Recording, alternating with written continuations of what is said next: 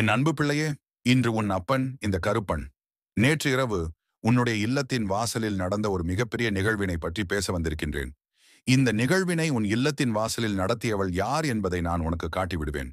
இந்த அப்பனுக்கு தெரியும் அல்லவா, யார் உன்னுடைய வாழ்க்கையில் இது போன்ற விஷயங்களை எல்லாம் நடத்துவார்கள் என்று. இவள் நடத்திய கூத்து உன்னுடைய வாழ்க்கையில் எந்த அளவிற்கு பாதிப்பினை ஏற்படுத்தி இருக்கிறது, அல்லது எந்த அளவிற்கு கஷ்டத்தை கொடுத்திருக்கிறது என்பதை பற்றியெல்லாம் உன் அப்பன் உனக்கு தெளிவாக சொல்லிவிடுகின்றேன்.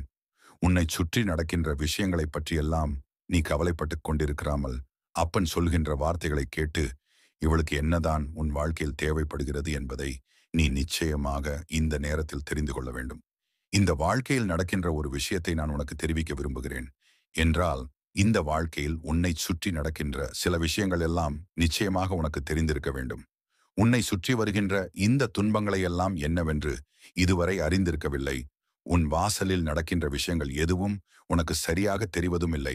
என்னமோ நடக்கிறது, ஏதோ இருக்கிறோம், இரவு உறங்குகிறோம், திரும்ப எழுந்து செல்கிறோம், ஏதோ வாழ்கிறோம், என்ன நடந்தாலும் பார்த்து கொள்ளலாம் என்று நீயாக எதையும் கண்டுகொள்ளாமல் சென்று விடுகிறாய்.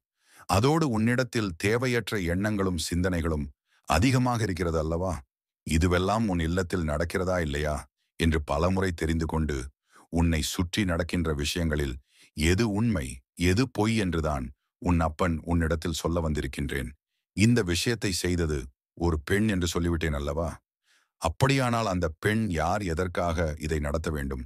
இந்த பெண்ணுக்கு நம் வீட்டில் என்ன நடந்தால் என்ன, நாம் அவர்களை எப்படி அடையாளம் கண்டு கொள்வோம் என்ற கேள்விகள் எல்லாம் உன்னிடத்தில் இருக்கிறது அல்லவா? இதற்கான பதிலையும் உன் அப்பன் நான் சொல்லிவிடுகிறேன். சில காலமாகவே ஒரு பெண்ணின் பார்வை உன் குடும்பத்தின் மீது பட்டிருக்கிறது. உன்னிடத்தில் பேசும் பொழுதெல்லாம் துருவி பல கேள்விகளை எல்லாம் கேட்டுக் கொண்டிருக்கிறார்கள். ஒரு நிமிடம் கூட உன்னை அமைதியாக இருக்க விடுவதில்லை. அவளுடைய பார்வையும் உள்நோக்கத்தோடு பேசுகின்ற பேச்சுகளும் பல சமயங்களில் உனக்கே எரிச்சலை தந்திருக்கிறது அல்லவா? அப்படிப்பட்ட பெண்ணின் உண்மையான குணங்களை நீ அடையாளம் காண வேண்டிய தருணம் உனக்கு வந்துவிட்டது. இப்படிப்பட்ட மனிதர்கள் எல்லாம், அதிலும் குறிப்பாக இந்த பெண் உன் வாழ்க்கையில் என்ன செய்ய நினைக்கிறாள் என்பதையும் நீ தெரிந்து கொள்ள வேண்டும். நன்மையாக இருந்தாலும் தீமையாக இருந்தாலும் இதையெல்லாம் உன் அப்பன் உன்னிடத்தில் வந்து எச்சரிக்கையாக சொல்லி உன்னை நாள்தோறும் வழிநடத்தி கொண்டிருக்கிறேன் அல்லவா? என் அன்பு பிள்ளையே, இப்படிப்பட்ட ஒரு பெண் தீய எண்ணங்களோடு உன்னிடத்தில் வந்து பேசும் பொழுது அதை நான் உனக்கு அடையாளம் காண்பித்து கொடுக்காமல் விட்டுவிட மாட்டேன் அல்லவா? என் பிள்ளையே, இந்த பெண் உன் இல்லத்திற்கு வந்துவிட்டு வெளியில் செல்லும் போது உன் இல்லத்தின் வாசலில் நின்று கொண்டு உனக்கு ஒரு சாபத்தை விட்டுவிட்டு சென்றிருக்கிறார். இவள் கொடுத்த சாபம் என்ன தெரியுமா? இவர்கள் அடித்துக்கொண்டு சாவார்கள் என்று நாம் நினைத்தால் இங்கே எல்லோரும் சந்தோஷமாக இருக்கின்றார்கள். இது எப்படி நடந்தது? இனிமேலும் இதுவெல்லாம் தொடரக்கூடாது, எதையாவது செய்ய வேண்டுமே என்பது போன்ற ஒரு எண்ணம் இவர்களுக்குள் வந்திருக்கின்றது. இவர்களின் இந்த எண்ணத்தினால் உன்னுடைய வாழ்க்கையில் மேலும் மேலும் பல கஷ்டங்கள் உனக்கு நடக்க வேண்டியிருப்பதாக அவர்கள் கங்கணம் கட்டிக்கொண்டு மீண்டும் மீண்டும் உன்னுடைய இல்லத்தையே நோட்டமிடுகிறார்கள். எந்த காலத்திலும் உனக்கு நன்மைகள் நடந்துவிடக்கூடாது என்று இவர்கள் நினைக்கின்றார்கள். இவர்களின் எண்ணமும் செயலும் இப்படித்தான் இருக்கிறது. இவர்களை பார்க்கும் பொழுது இந்த கருப்பன் எனக்கே கோபத்தை தூண்டுகிறது.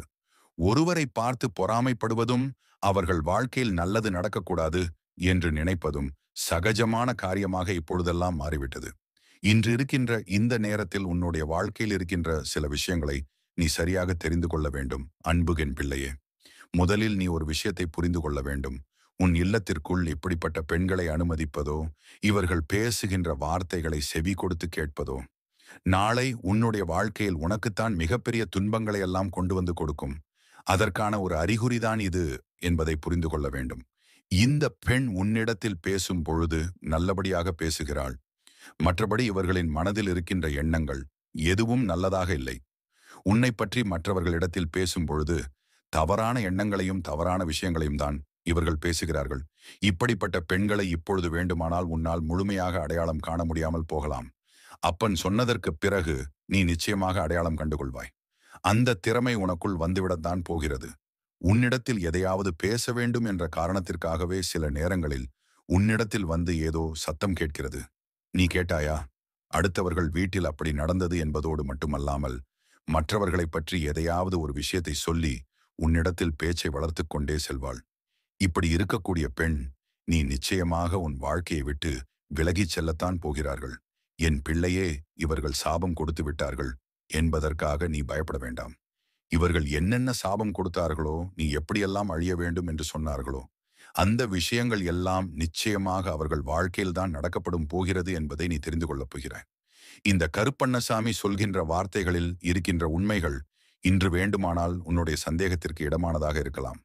ஆனால் நாளை இவையெல்லாம் நடக்கும்போது அன்றே நம் அப்பன் சொன்னார், நாம் தான் இதையெல்லாம் கேட்காமல் இருந்து விட்டோம் என்று நீயாக உணர்ந்து கொள்வாய். என் அன்பு பிள்ளையே, இந்த கருப்பன் உன் இல்லத்தின் வாசலில் காவலாக நிற்கும்போது இப்படிப்பட்ட தீய எண்ணங்களும் வருபவர்களையும் தீய சக்திகளையும் நான் நாள்தோறும் கண்காணித்துக் கொண்டுதான் இருக்கிறேன்.